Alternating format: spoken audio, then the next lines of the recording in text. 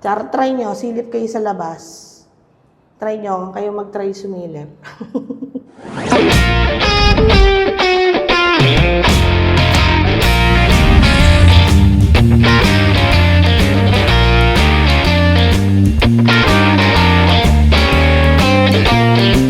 Welcome to Symphony Homes, Mabalacat, Pampanga. Well, Welcome to Symphony Homes, Mabalacat, Pampanga.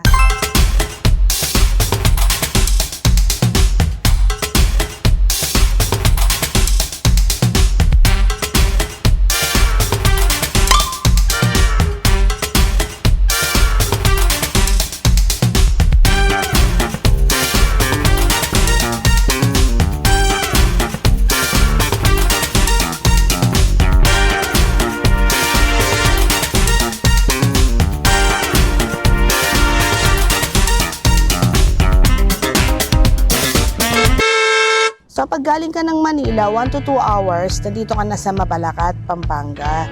So ang daan nito is NLEX. So after ng NLEX, SCTEX, Santa Ines, yung pinakadulo. Tapos diretso ka, andun na yung Clark Airport. Kakanan ka lang, tapos diretsuin mo lang yon, ayun na yung Symphony Homes. Mga 2 minutes lang, andito ka na agad.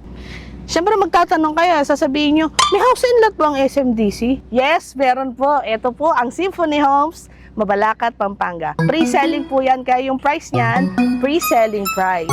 Pag pre-selling, ibig sabihin yan, murang-mura yan. Actually, it's 8K a month.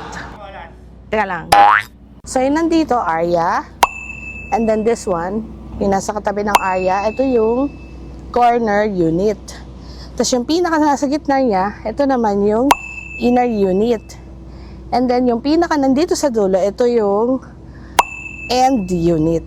So as you can see, napakaganda ng design niya. Very modern, contemporary yung design niya.